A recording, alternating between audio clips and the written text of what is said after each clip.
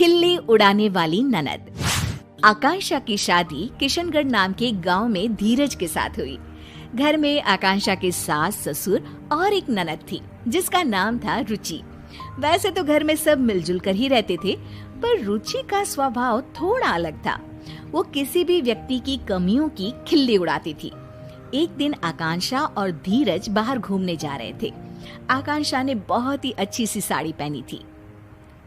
अरे वाह बहू, तू तो इस साड़ी में बहुत सुंदर लग रही है। थैंक यू मम्मी जी। तभी रुचि वहां आ जाती है। रुचि आकांक्षा को देखती है तो उसे उसकी साड़ी बिल्कुल भी पसंद नहीं आती। आय हाय भाभी, ये कैसी साड़ी पहनकर जा रही हो आप? बिल्कुल भी अच्छी नहीं लग रही। लाल साड़ी में एकदम टमाटर लग रही हो। आकांक्षा को रुचि की इस बात पर बहुत गुस्सा आता है। ए रुचि, तुम इस तरह से मेरी खिल्ली मत उड़ाओ, समझी? छोटी हो छोटी ही रहो। मैंने तो जो कहा सच ही कहा। जैसे कि ये जो झुमके पहने हैं ना, इतने भारी। ध्यान रखना भाभी, कहीं कान ही ना कट जाए। आकांक्षा ये बात सुनकर और भी गुस्सा हो जाती है। धीरज बात संभालने की कोशिश करता है। चलो आकांक्षा, फिल्म के लिए लेट हो रहा है। मुझे नहीं जाना कोई फिल्म देखने। आकांक्षा नाराज होकर अपने कमरे में चली जाती है। उसके जाने के बाद सब रुचि को डांटते हैं। रुचि, तुम में बिल्कुल भी तमीज नहीं है कि किससे क्या बात करनी चाहिए। बस हर किसी का मजाक उड़ाती रहती हो। मैंने क्या कहा भैया? मुझे तो सच में भाभी के कपड़ों पर हंसी आई। फिल्म देखने से ज्यादा लग रहा था जैसे किसी शादी में जा रही थी।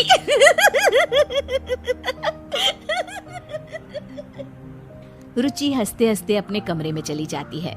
रुचि की इस आदत ने सबको बहुत परेशान कर रखा था।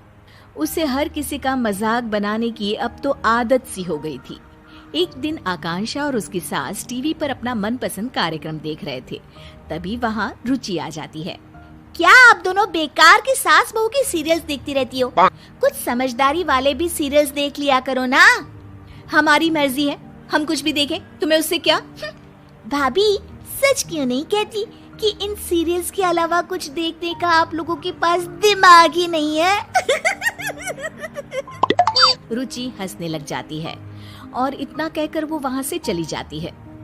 रुचि भी ना कभी कभी तो हद ही करती है।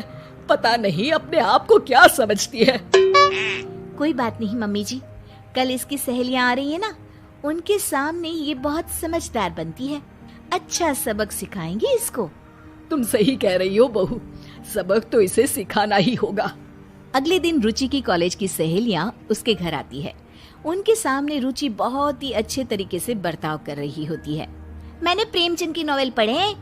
कोमल, गरीबी के ऊपर उन्होंने काफी अच्छी कहानियां लिखी है। तुम्हें तो साहित्य कला की काफी जानकारी है रुचि। कल हमारे कॉलेज में साहित्य पर एक वर्कशॉप होने वाला है, तुम चलोगी ना? बिल्कुल चलूंगी कोमल। अरे राधिका, तुम तो कुछ ले ही नहीं रही हो।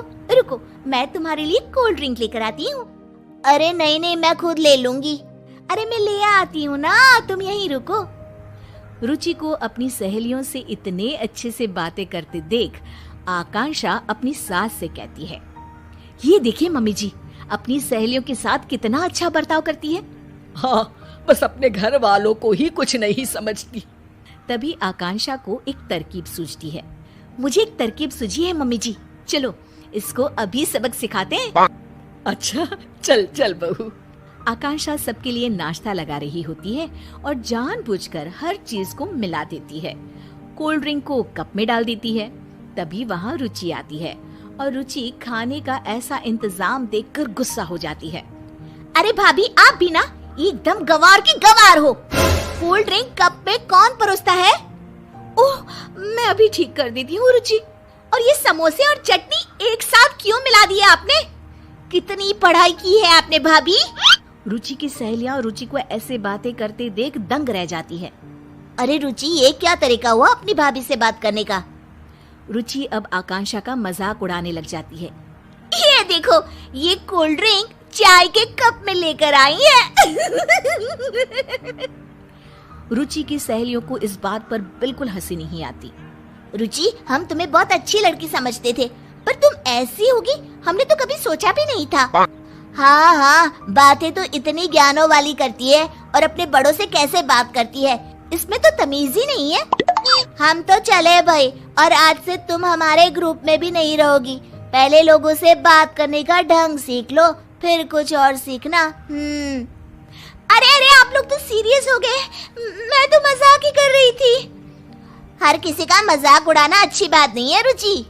रुचि के दोस्त बिना कुछ खाए पिए वहां से चले जाते हैं और रुचि को अपने बुरे बर्ताव का परिणाम आज भुगतना पड़ता है। आकांक्षा और उसकी सास एक दूसरे की तरफ देखकर मुस्कुराते हैं और खुश हो जाते हैं। उस घटना के बाद रुचि सबसे अच्छे से पेश आती थी और उसने सबका मजाक उड़ाना भी छोड़ दी।